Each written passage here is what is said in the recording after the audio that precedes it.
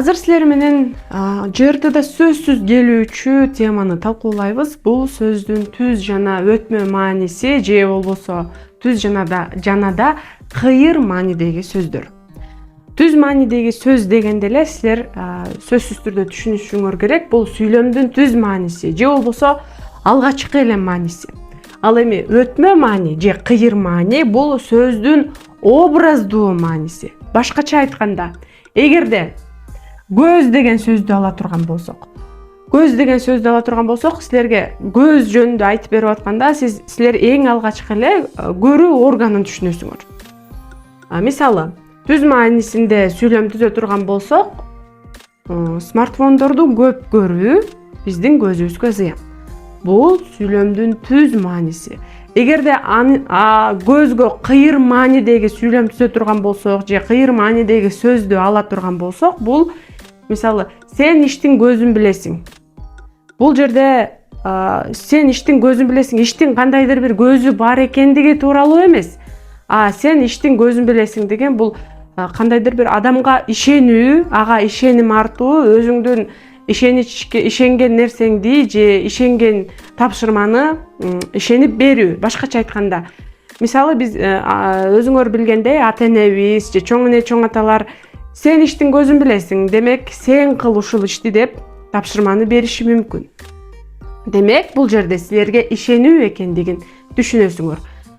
Андан ары кете турган болсок, бизге тапшырмалар көп берилет. Азыр ошондой тапшырманын бирөөнү иштеп көрөбүз. Бизге бир канча тапшырма берилген, биз аларды аткарып көрөлү. Кайсы варианттагы сөз өтмө мааниде колдонулду? Башкача айтканда, биз сөздүн кыйыр мааниде колдонулганын табышыбыз керек. А вариантында бул дарттын дабасын тапсаң, сонун болор эле дейт.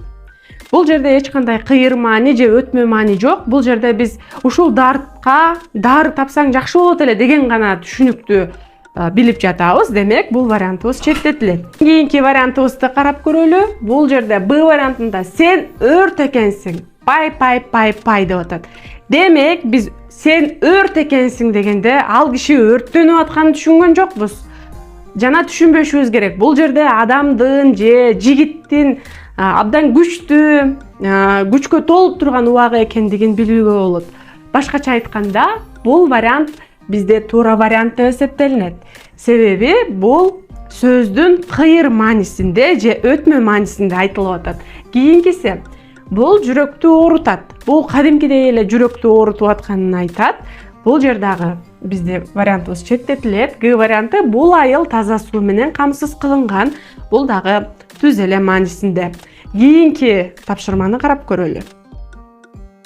Жылаан экенсиң сөзү адамга карата дейт. Демек, бул жерде жылаан экенсиң сөзү бул дагы өтмө мааниде колдонулган. Өтмө мааниде колдонулганда адамга карата кандай колдонушу мүмкүн? А варианты: эгерде ал жылаандай көрүнсө, Б варианты: жылаан көргөндө, В варианты: кылган ишин айыптоо, Г варианты: кыйтыр, жылма адамдарды же анын мүнөзүн салыштыруу. Демек, мүнөзүн жылаандын мүнөзүнө салыштыруу. Эми варианттарды карайлы. Эгер адам жылаандай көрүнсө, жылаан экенсиң деп айтпайт. Жана дагы адам эч качан жылаандай көрүнбөйт. Бул жерде тесттин өзү дегеле туура эмес. Б варианты: жылаан көргөндө дагы антип айтпайт, жана жылаан көргөндө сөзсүз түрдө ак чачат жана көп сүйлөбөйт. Демек, бул вариантыбыз дагы четтетилет.